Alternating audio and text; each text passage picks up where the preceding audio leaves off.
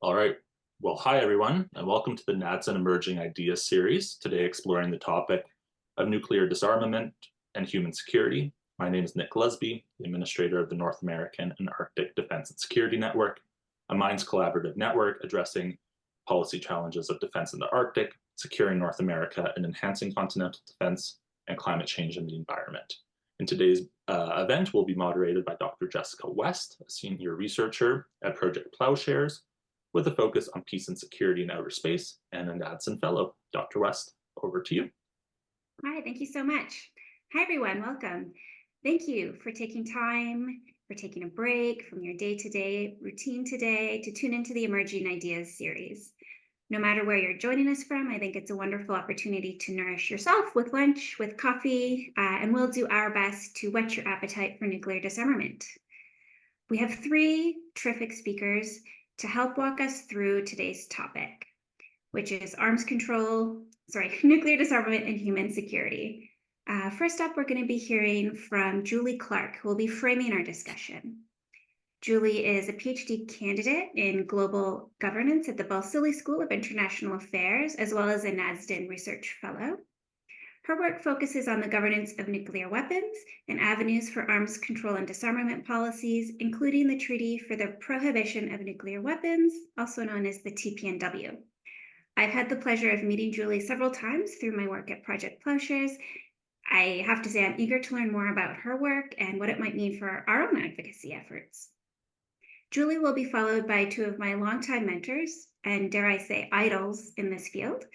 Peggy Mason has had an illustrious diplomatic and research career in the field of international peace and security, primarily with a focus on the United Nations, where she served as Canada's ambassador for disarmament from 1989 to 1995.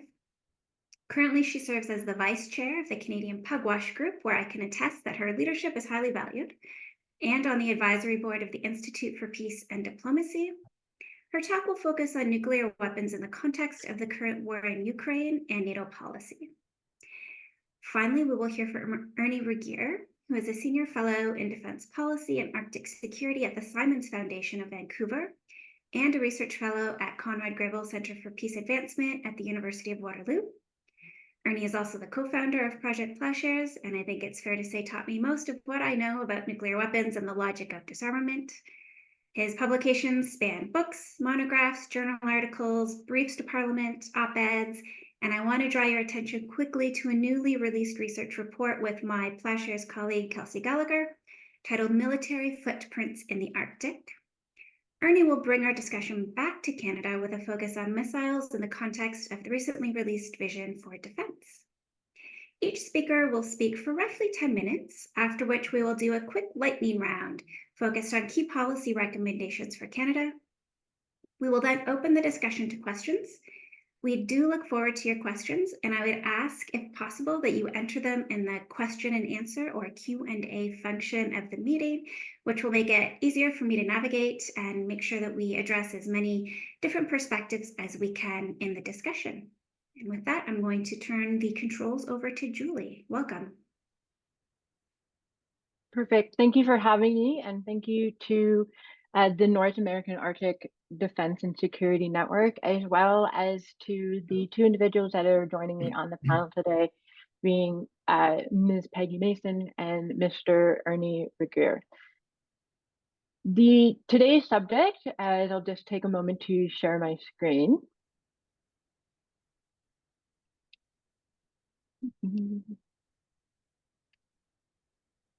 Perfect. Today's subject is looking at the question of, can human security be applied to nuclear disarmament? When we take a look at this question, it is a component of a larger question that I have been researching for the last number of years within regard to the Treaty of Prohibition of Nuclear Weapons.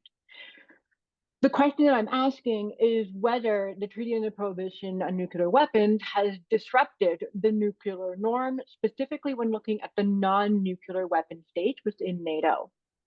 So when we go forward in looking at the question of human security being applied to nuclear disarmament, it first is regarding looking at human security itself. What is human security? Well, the simplest put way of what human security is is that it is about the well-being of people. It comes from the 1994 United Nations Development Program, which set forth a path forward for the world at the end of the Cold War, asking the world to focus themselves from looking at nuclear security to human security. Former Secretary General Kofi Annan indicated in 2000 when reflecting on human security that each individual has opportunities and choices to fulfill his or her own potential. Freedom from want, freedom from fear, freedom of future generations to inherit a healthy, natural environment. These are the interrelated building blocks of humanity and therefore national security. The UNDP and later the 2001 Commission on Human Security stressed that by focusing on the person, the 7 main threats to humanity can be targeted. These threats are to the economy, food, health, our environment, personal security, community, and our politics. Most notably, when we look at human security and how it's been applied within humanitarian disarmament treaties, is of course the Anti-Personal Mine Ban Convention from 1997, which has other colloquial names such as the Mine Ban Treaty or even the Ottawa Treaty or Convention. Within following from that, in a reflection of the lessons learned from the Mine Ban Treaty, we have the Convention on the Cluster Munition from 2008. What is important to understand is that when it comes to the Mine Ban Treaty, it was a drastic change and a major change in thinking about bringing the people and human component back to the discussion of disarmament. When it comes to the Convention on Cluster Munitions, they were able to learn from the lessons from this treaty, and in some cases, they even improved upon it, or where they saw that it was a good example, they used the Mine Ban Treaty almost as a direct blueprint into their treaty. When speaking with drafting and negotiating members to the TPNW, or the Treaty on the Prohibition of Nuclear Weapons, many of them mentioned that these prior 2 treaties and conventions have heavily influenced the development of the TPNW itself. So what is the TPNW? Well, the Treaty on the Prohibition of Nuclear Weapons has a key purpose of banning or prohibiting the use, the possession, development, testing, and transfer of nuclear weapons under international law. This would also apply to the indication of hosting another nuclear weapon state within your state territory. Human security itself has been pointedly applied specifically to Article 6 and to Article 7. Article 6 is victims assistance and environmental remediation, where Article 7 is international cooperation and assistance. The positive obligations are specifically seen by the TPNW supporters that I've interviewed, whether they be from civil societies, either from Canada or Norway, who are my 2 case studies. ICANN members themselves, which is the international campaign to abolish nuclear weapons, or even state officials, whether retired or serving, as a way to get non-nuclear weapon states in NATO involved with the TPNW, and it would be a positive obligation that they could easily access. If not in fully, then in spirit with the policies laid out from this article. One ICANN member even commented that states can take credit if they want to, indicating that they are interacting with these articles, but that ICANN themselves would see it as them engaging with the TPNW and even furthering commenting to say that the TPNW has disrupted the status quo because they are engaging with these articles. However, when it comes to nuclear weapons, these weapons are not landmines, nor are they cluster munitions. And while they are weapons of mass destruction, they are also unlike any other weapon that we have today. And this creates a fairly large hurdle for the TPNW to overcome. The 3 components that I've narrowed it down to about why nuclear weapons are unique when it comes to weaponry today is based on scale, impact, and the world order. Simply putting, these weapons are, by sheer size, are paled in comparison to other weapons, as we have the measurements laid out here. Specifically, at its highest height, almost 60 feet, that would be about the length of a sperm whale. And when it comes to the weight of itself at its highest weight, that would be the equivalency of either half a space shuttle or 6 elephants, to kind of visualize what that means. But there's also the impact. So the impact radius of a nuclear weapon is from 15 kilotons. So that would be measured in 1 dynamite per kiloton. It's 15 kilotons is about the equivalency of what happened in Hiroshima with Little Boy. And then there's also to the estimated, still slightly in development, 170 kilotons for the largest soon to be operational nuclear weapon under the American arsenal, which is 30 Minuteman III. But beyond the numbers, the physical impact of a nuclear weapon is absolutely horrendous. And it ranges from not just injuries, but also radiation sickness and poisoning. We have cancers, infertility, birth defects, contaminated water and food, which could last generations. We also, of course, have mass casualties. The damage of a nuclear weapon is incomparable to any other weapon. And all of this is touted loudly by the TPNW supporters, and rightfully so. But it's often overly focused with a minor assumption from some that states are ignoring this reality. However, not a single person that I've interviewed has minimized these realities. And in fact, some parliamentary debates and public comments made by state officials, whether they be from defense, global affairs, or even just simply our policymakers, have used the nuclear taboo itself as a reason of maintaining nuclear deterrence. So what is the sticking point for TPNW if arguing via human security solely alone is not seemingly going to work? Well, the major unique component of a nuclear weapon is that, as one state official said to me, is nuclear weapons are inherently ingrained in non-nuclear NATO state security policies. We do not know what the world looks like without them. When looking at the vast content available examining nuclear security and disarmament, it is Joseph Nye's comment in Nuclear Ethics that stands out. The justification of deterrence as self-defense cannot be separated from the broader issues of justification of a nation's foreign policy.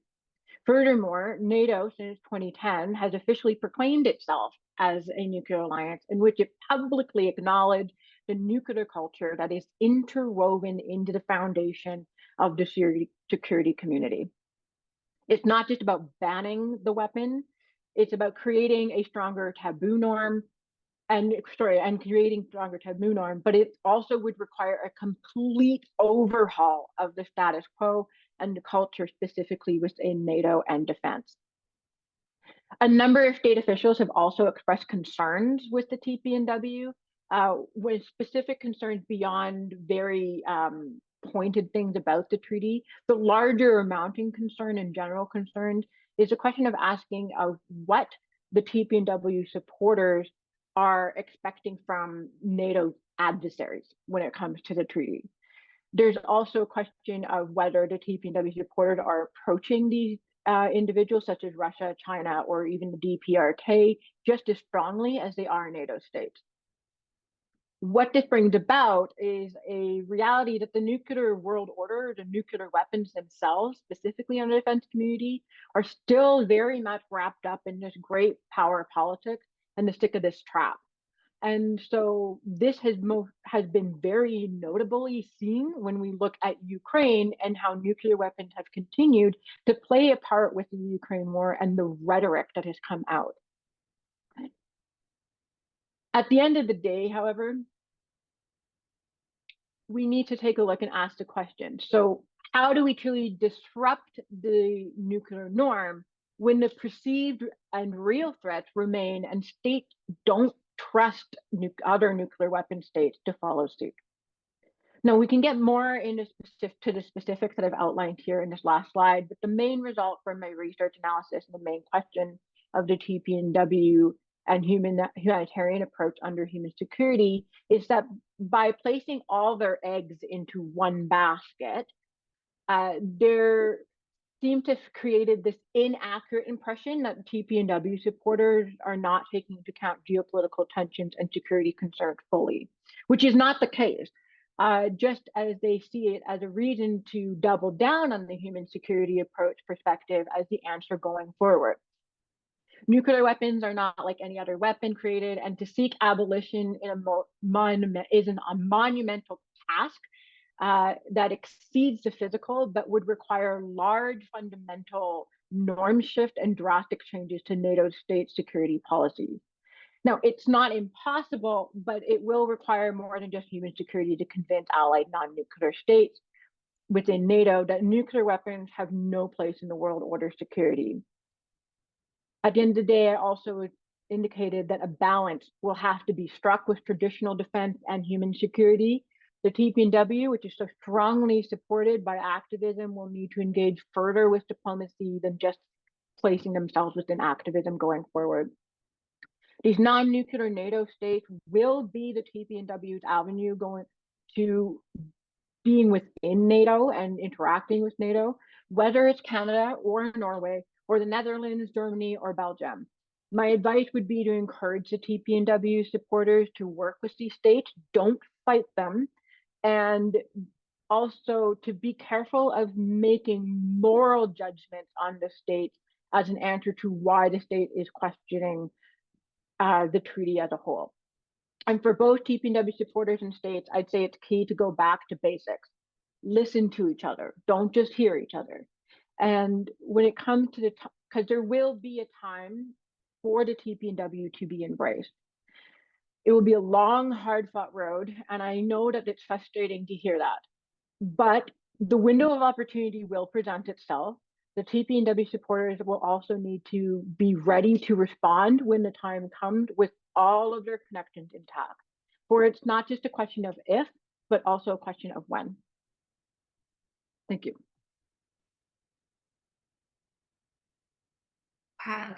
Thank you, Julie. Sorry, I took so many notes because there's so much to your research that is fundamental, I think, to the work that organizations such as Plushes and other researchers are doing on this topic. That was also a really broad overview of a big challenge. And so I'm going to turn the floor over to Peggy Mason, who will zero us in on how some of these themes are playing out in real time right now in the conflict in Ukraine and with regards to NATO, which was one of the key foci of your speech. Go ahead, Peggy. Thank you very much. And I'm going to make, at the end of my comments, I'm going to make a specific comment coming back to the TPNW. It's at the end of it, not the beginning, but I have not forgotten about it at all, and hopefully it'll all tie in. And of course, I want to say I'm very pleased to be here. And my focus indeed is going to be lessons, or one main lesson for nuclear disarmament from the Ukraine conflict. The 2024 doomsday clock remains unchanged from its 2023 position of 90 seconds to midnight, the closest it has ever been to midnight since its inception in 1947. Midnight meaning nuclear, and more recently, climate Armageddon. So an interesting nod right there to the broader dimension of human security. The accompanying statement, entitled "A Moment of Historic Danger, It is Still 90 Seconds to Midnight," warns that, quote, "Our decision, that is, not to move even closer to midnight, should not be taken as a sign that the international security situation has eased. Instead, leaders and citizens around the world should take this statement as a stark warning and respond urgently as if today were the most dangerous moment in modern history, because it may well be." On the nuclear threat, the statement reminds ominous trends continue to point the world towards global catastrophe.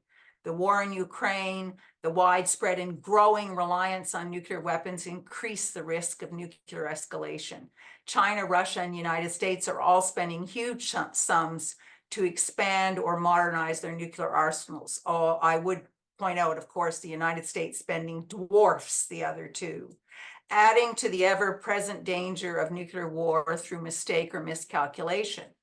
Specifically on the war in Ukraine, I remind of these words in the 2023 statement. Russia's thinly veiled threats to use nuclear weapons remind the world that escalation of the conflict by accident, intention, or miscalculation is a terrible risk. The possibility that the conflict could spin out of anyone's control remains high, And then that was the 23 one. Then in 2024, they add, of course, additional extremely alarming actions by Russia, starting with its decision to, quote, suspend its participation in New START, although I would add that the US believes they remain in conformity with its provisions. Then there is the Russian deployment of tactical nuclear weapons in Belarus. Here I must add that Russia's action, deploying nuclear weapons on the soil of allies, of course, echoes NATO's nuclear burden sharing with 5 NATO countries who are non-nuclear weapon states party to the NPT, contrary to the clear wording of the NPT. Although this is not to minimize the alarming nature of Russia's action in current circumstances. And finally, there's the vote by Russia's Duma to withdraw Moscow's ratification of the Comprehensive Nuclear Test Ban Treaty, even as the US Senate continues its longtime stance of refusing even to debate ratification. Moving from those warnings of unprecedented global danger, I turn now to my own analysis of the fundamental and to date, I would argue, largely ignored lesson for nuclear disarmament from the Ukraine conflict. It seems clear to me, at least, and many other arms control analysts, that President Putin's overriding motivation for his nuclear threats, which are illegal, like his invasion under international law, is to keep NATO from directly entering the war, and NATO has refrained from so doing. Let me repeat. In the Ukraine war, nuclear deterrence has indeed worked to deter NATO from direct military involvement against a nuclear peer adversary because of the overriding risk of escalation to an all-out nuclear war. Not the type of deterrence I think that NATO had in mind. A word on the escalation risk. Sharon K. Weiner, in a 2022 article for the Arms Control Association, discussing issues that the then ongoing Biden nuclear posture review would need to consider, wrote, "How will escalation be controlled? The experience of the US strategic, that is the nuclear forces command, is that escalation control never works. Quote, it ends the same way every time, explained General John Hyten, then the strategic command chief. It ends bad, and the bad meaning it ends with global nuclear war. He's talking about the outcome of Pentagon wargaming on the very issue of seeking to control escalation from a conventional to a nuclear war. To which I would add President Biden's own declaration on October 6, 2022. I don't think there's any such thing as an ability to easily use a tactical nuclear weapon and not end up with Armageddon. The actions of the US and NATO, that is their military restraint, despite the fact that collectively they have an overwhelming conventional advantage over Russia, suggests that the Pentagon wargaming to control escalation has not fared much better since the strategic forces chief described the outcome as always being bad in 2018. But this is also clear. So long as the war continues, there is the ongoing danger of direct conflict between Russia and the US and NATO, which in turn carries the risk of nuclear war. This most prudent decision of NATO and the US not to enter the war directly, despite Ukraine's increasingly dire military position and the new money, the welcome new money from new equipment coming from the US, will help them maintain their defensive position. But, you know, that is not a far cry from improving it. Puts the lie. So this prudent decision of NATO and the US not to enter the war directly puts the lie to the US nuclear posture, the main tenets of which were reaffirmed by President Biden in his above noted posture review, which was published in December 2022. So now I'm talking about what the Ukraine war is showing is the extreme, you know, this fundamental security doctrine for NATO and the US is being shown to be, you know, resting on highly questionable assumptions. The Nuclear Posture Review reaffirms MAD, mutually assured destruction, whereby each side is deterred from the first use of nuclear weapons because of the fear that it would be met with an overwhelming counterattack, such that both the attacker and the defender would be annihilated. And this, of course, is the reason for the oft-repeated phrase by the 5 acknowledged nuclear weapon states under the Nuclear Non-Proliferation Treaty, that a nuclear war cannot be won, a nuclear war must never be fought. Both Obama and Biden have argued that the sole purpose of the US nuclear arsenal should be deterring and, if necessary, retaliating against a nuclear attack, the logical conclusion of which is a no first use policy for the US. But neither Obama nor Biden endorse this change in their respective nuclear posture reviews. Only China has such a policy.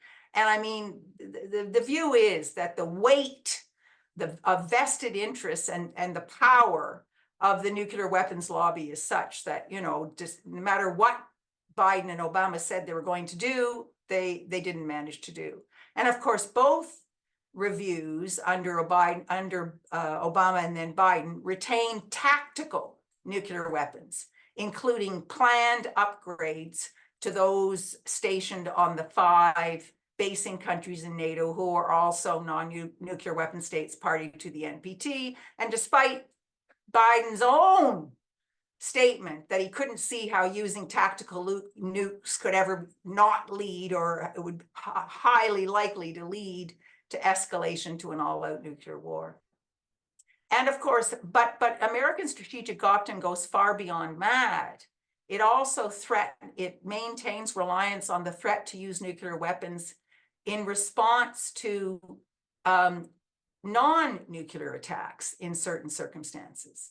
And it includes strategic ballistic missile defense, a major concern for Russia, which completely undercuts MAD and incentivizes a buildup of offensive forces to overwhelm the defenses.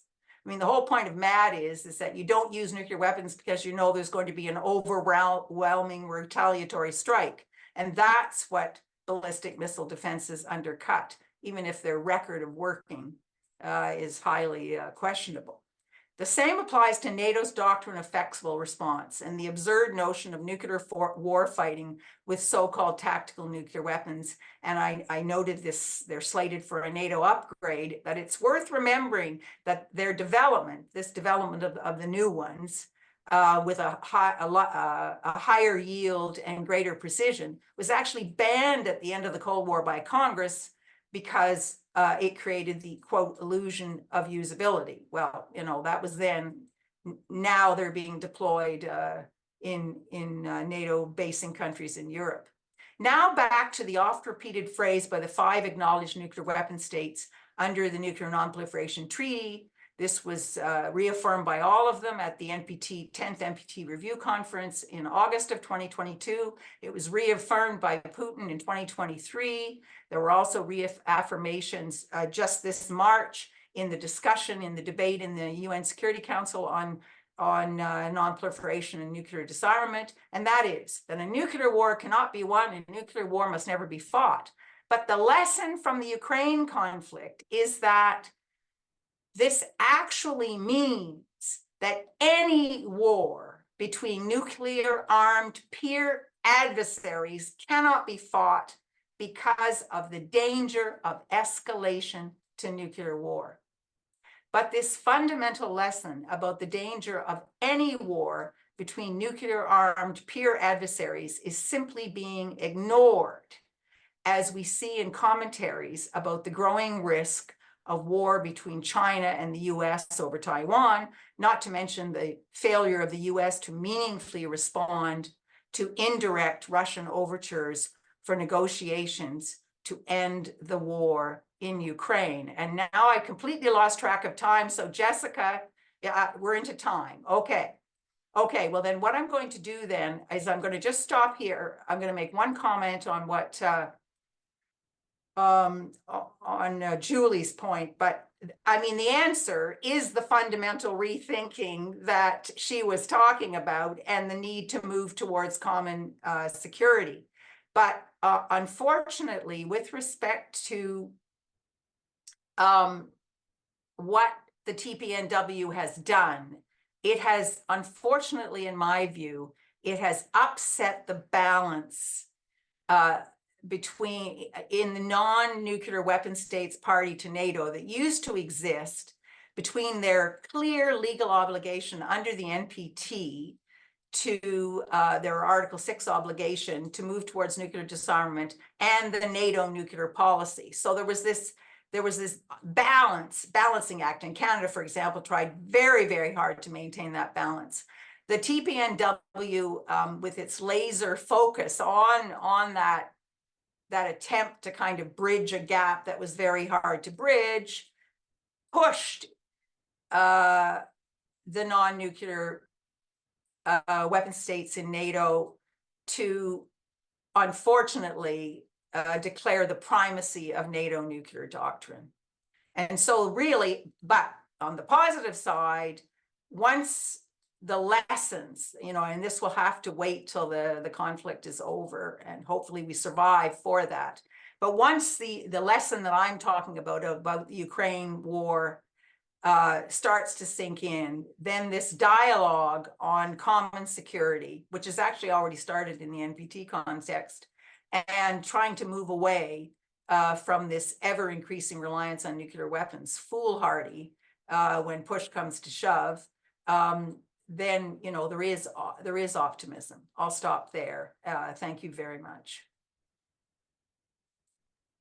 Thank you, Peggy. I like optimism, so I think that's a great note to end on before we turn the floor over to Ernie, who will bring us back more to Canada. And as Peggy had mentioned in her remarks, missiles is also wrapped up into this formula. So I'll hand it over to you, Ernie.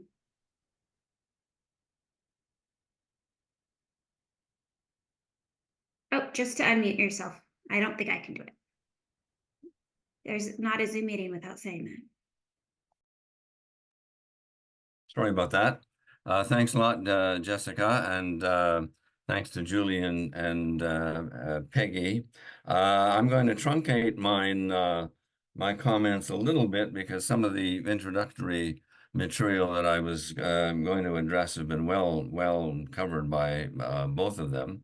So I'm going to get right into the ballistic missile defense issue and address it because it's one of I think there's a significant opportunity there to help create the conditions more conducive to nuclear disarmament.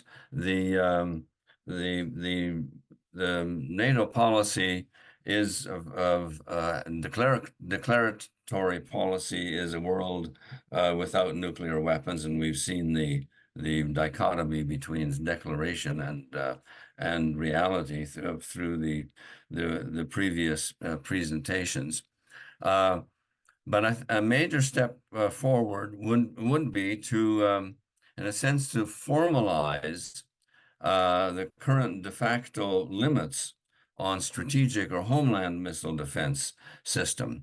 Ironically, the limits imposed by the 1972 ABM Treaty are quite similar to those now informally in place. Washington, of course, abandoned the ABM Treaty in 2002, but tens of millions of billions of dollars later, it has no more protection from the main missile threat than it did in 1972. And the opening premise of the ABM Treaty was that unilateral strategic missile defense is inextricably linked to increased deployments of offensive missiles. It made the point that limiting anti-ballistic missile systems would be a substantial factor in curbing the race in strategic offensive arms. That theme has actually endured from Ronald Reagan's SDI aspirations to the present strategic mid-course interception missile defense system. Throughout, it has essentially been accepted that unilateral strategic missile defense is dangerously destabilizing. In an effort to mitigate that effect, Reagan twice offered to share missile defense technology with the Soviet Union when he and Gorbachev met in Reykjavik. The 2010 New START Treaty, decades later, again recognizes the existence of the interrelationship between strategic offensive arms and strategic defensive arms. The 2010 NATO summit reaffirmed the alliance's readiness to invite Russia to explore jointly the potential for linking current and planned missile defense systems. That's a response to the fear that unilateral missile defense is significantly destabilizing. Current American policy, in another important recognition of the dangers of nuclear destabilization and missile defense, now, of course, explicitly declares that intercepting Russian and Chinese strategic missiles is not the objective of the Homeland Missile Defense System. The focus is only on efforts to intercept a limited attack from rogue nations, North Korea in particular, of course. It's a point made by the Missile Defense Agency, by the U.S. National Defense Strategy, and by other statements and officials. So now for the U.S., it's really the worst of two worlds. There is voluntary restraint on homeland ballistic missile defense deployment, which means that whether or not, as Peggy also mentioned, it ever could become comprehensively reliable against even isolated rogue attacks, there is now definitely no protection from the central missile threat.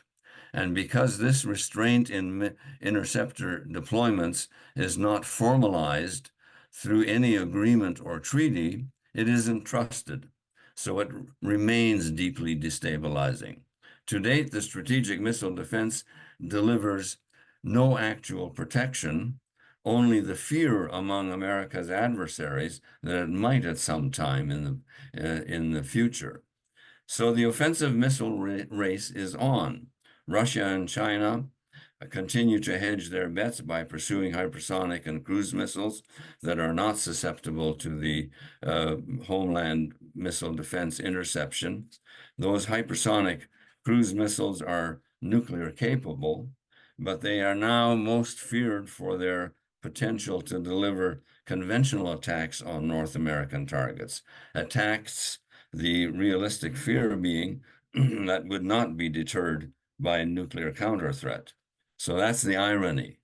The policy limits that now constrain the homeland missile defense system are remarkably close to the constraints that were operative under the ABM Treaty for 3 decades.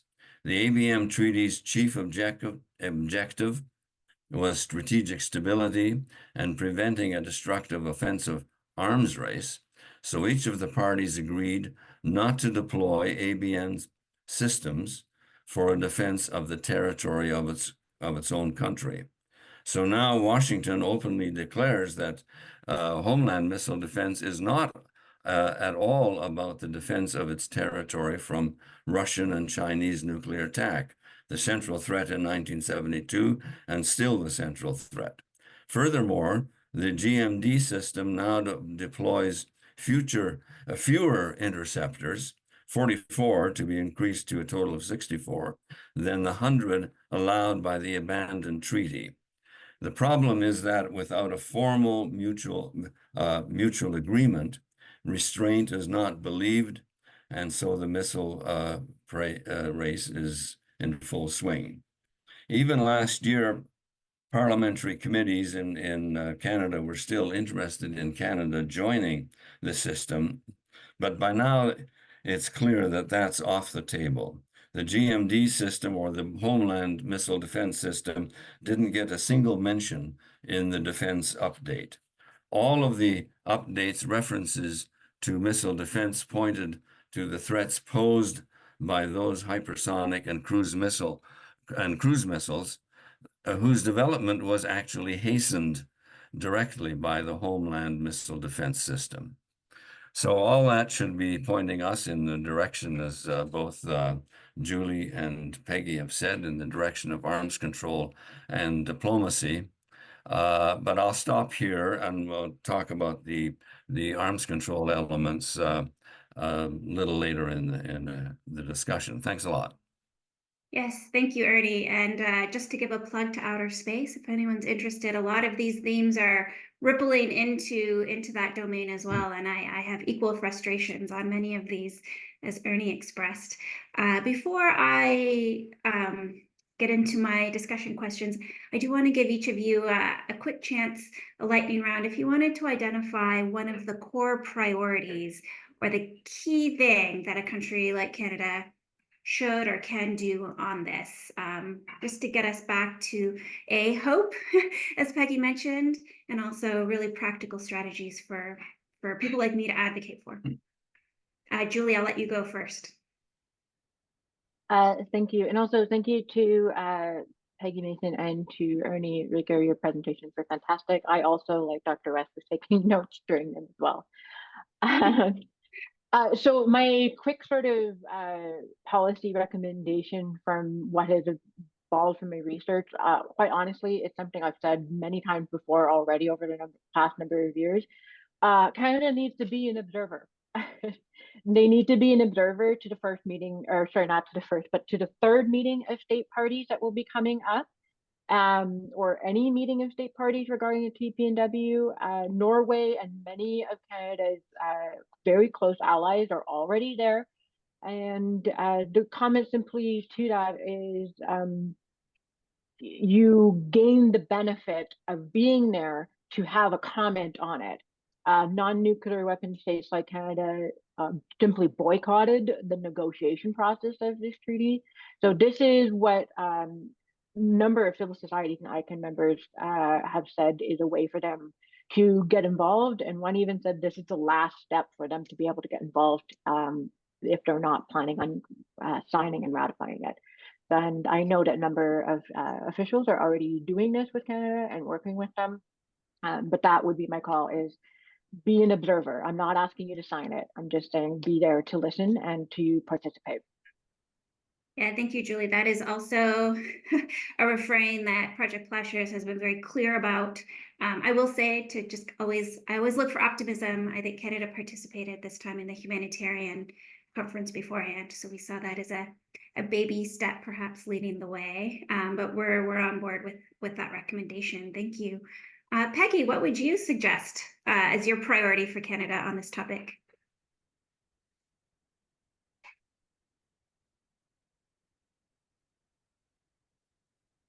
Sorry, just had to unmute myself there.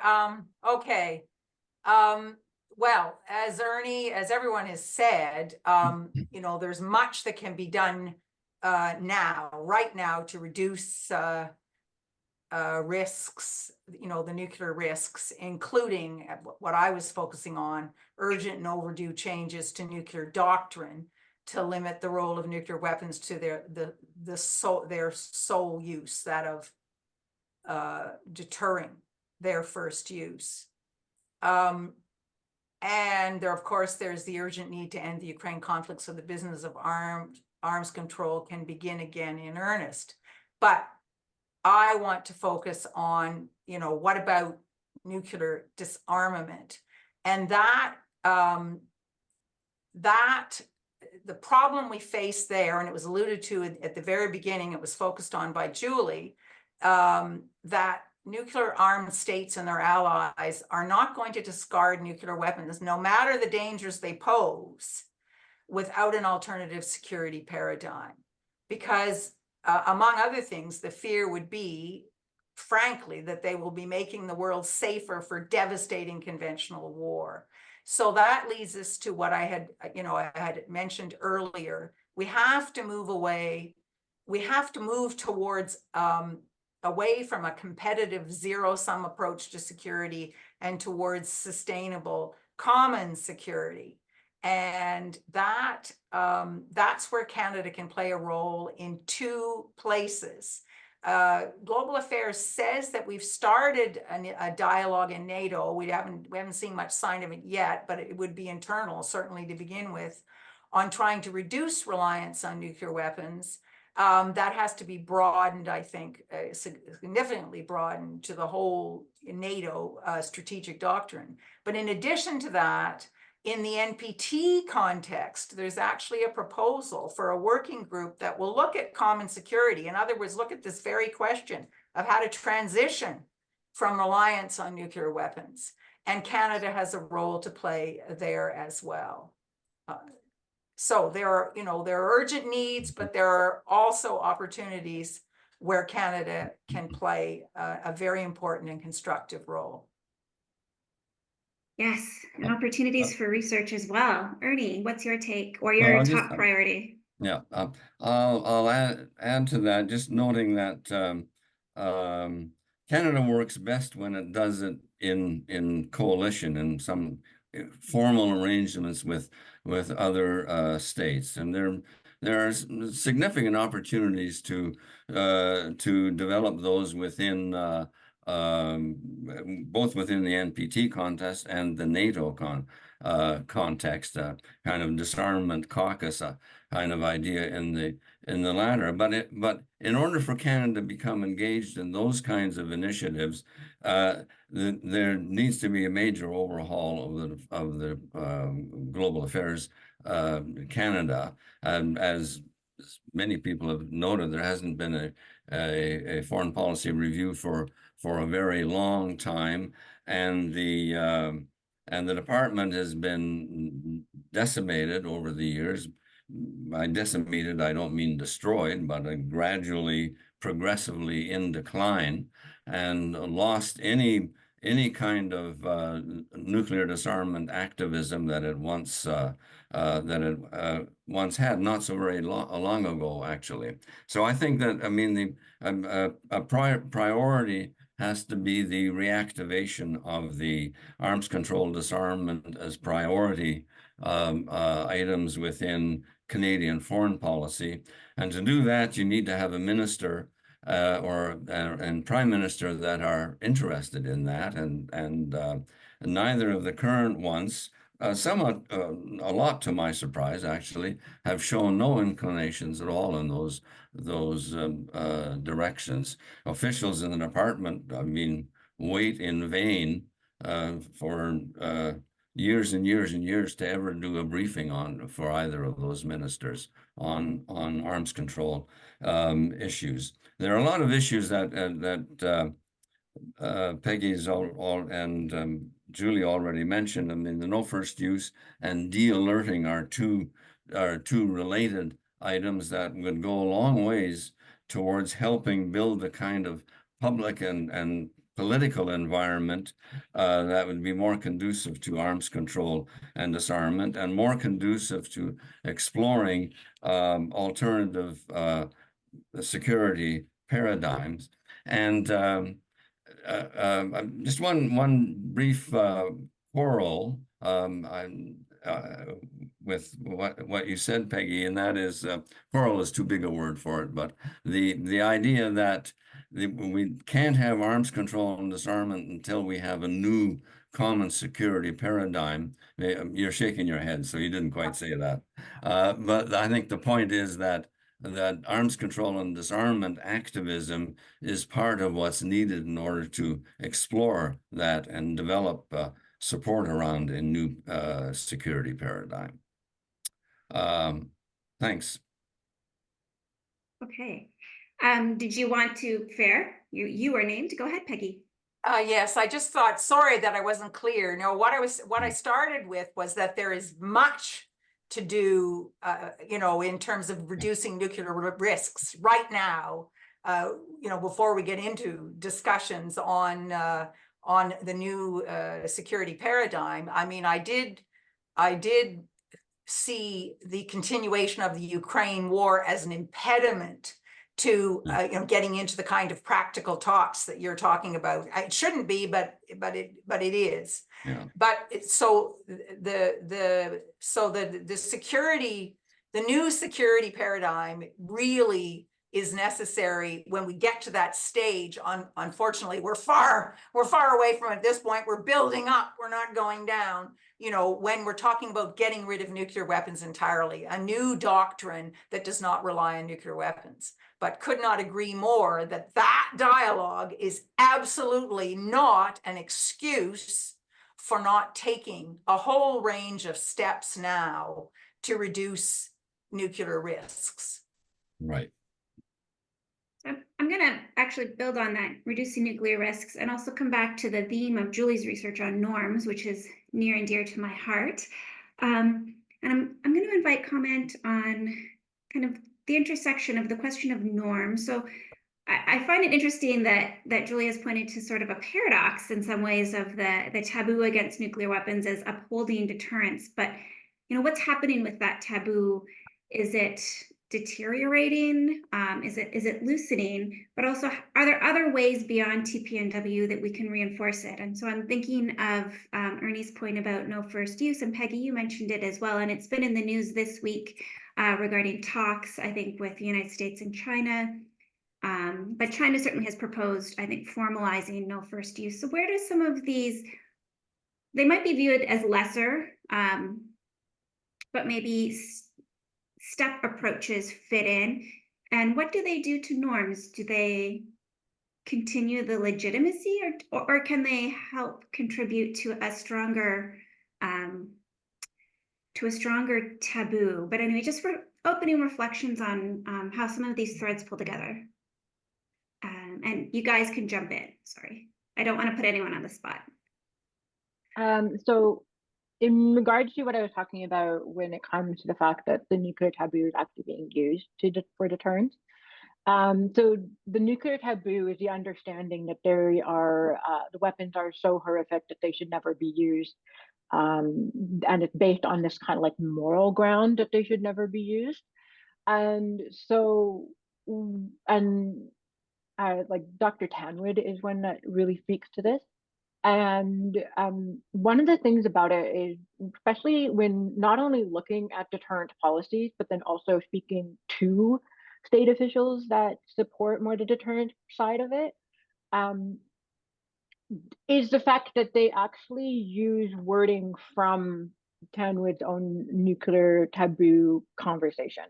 It's the very component of nuclear deterrent, which was mentioned, I believe, by Ms. Mason, is that you mutually assured distraction, you don't use them because there's a possibility that the ramifications could come back at you, if not the same way, then tenfold. And that in itself is just getting to the point of the fact that you use it as a threat because you don't want to use them because they are terrible. And so that's what I mean by they actually are using the taboo in their benefit. When taking a look at other things other than the TPNW, well, there has been comments by some particularly Canadian officials, most notably I've noticed by our retired members that I've spoken to, that there is a possibility of adding the TPNW a little bit more officially to connect with the NPT. One individual that I spoke to, which is at this moment in the research, I won't mention names only because I have to double check with them, but they actually suggested that there should be a way to add a slight amendment to the NPT to include the TPNW within its Article 6 requirements for disarmament. And that would also indicate some requirements with concerns of what led to the TPNW, which was that the disarmament pillar of the NPT was not being delivered upon.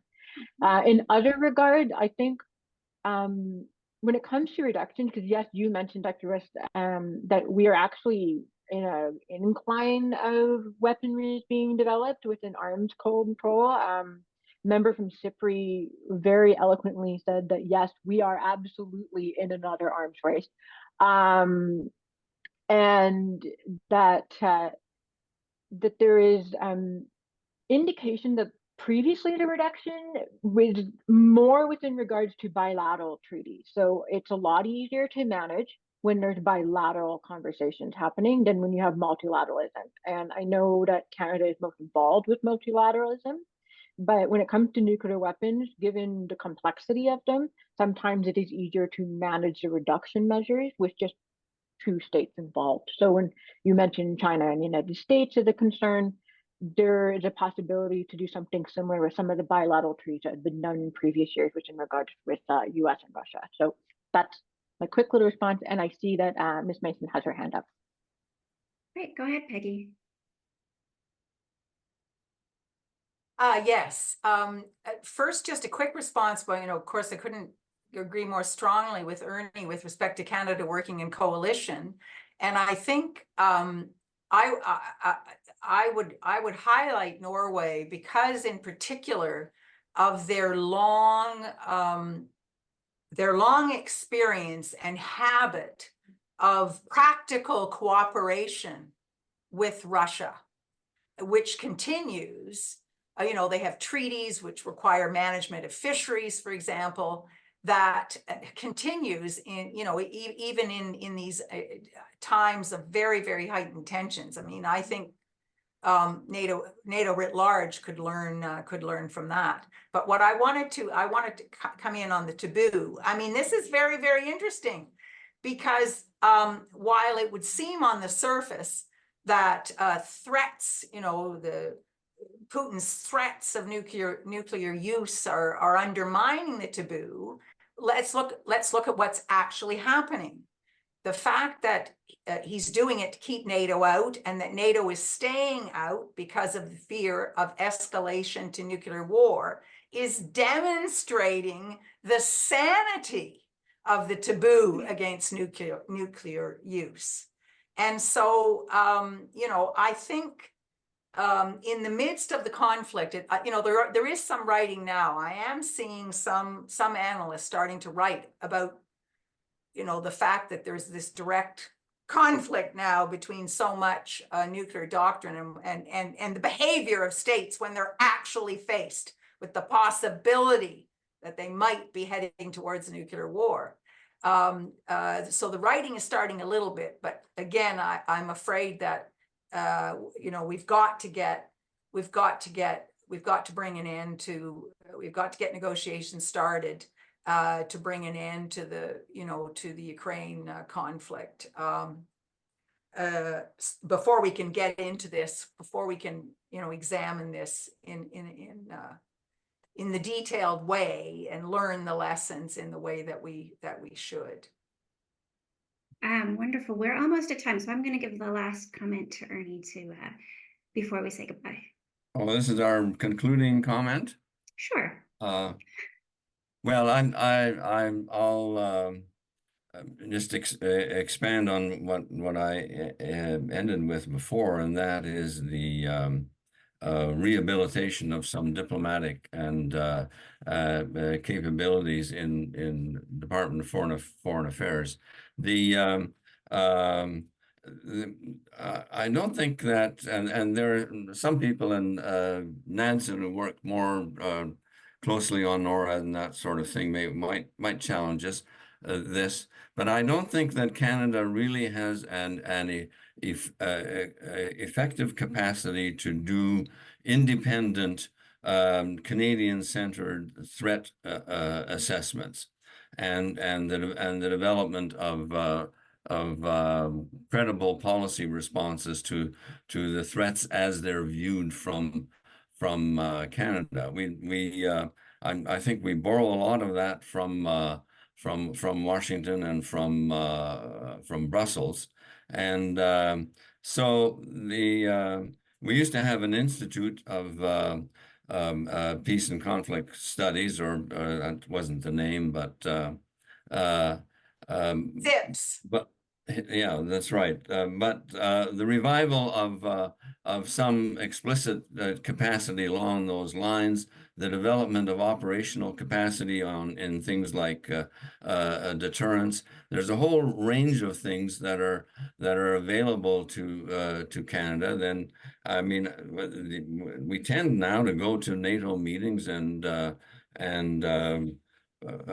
agree to the final consensus document, and without any kind of understanding of how we reached that agreement. How did we come to agree to NATO's declarations on the essential nature of nuclear deterrence, and that nuclear weapons are an essential part of the security of the alliance? What's the process? Did we question those assumptions? Did we enter in counter arguments, and then in the end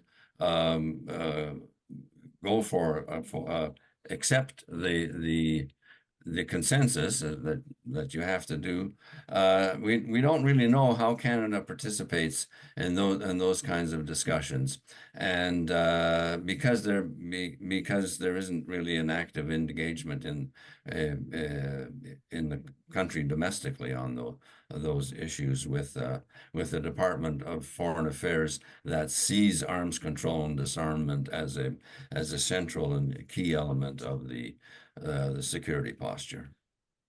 Yeah, it's certainly not the most well-funded and well-equipped portion of the department, despite having wonderful people there at many times. That's an important point. I mean, the people engaged in it are doing their work. I think they're doing it without the confidence that they have a government and a minister that is monitoring it closely and is keen to see results in it. That's another good point, and we might want to have another discussion sometime on Canada's foreign capabilities on disarmament and arms control. I just want to point to the comment as well by Robin on the sort of the nuance of this norms question. Julie, I think it speaks to the value and the relevance of the research that you're doing, the angle that you're taking. I know from all three of you, have taken many pages of notes today to reflect on my own work on a sort of a parallel but not directly related topic. So I want to thank all three of you for preparing such excellent remarks, for engaging in discussion, and for our audience today. I know that the video will also be available online, and so it's something we can go back to sort of rehash some of these ideas on an individual level. So I will give you a virtual clap. I don't want to make too much noise for the microphone. Just thank you. This was invigorating on a personal level, as well as hopefully for the network as well. Thank you.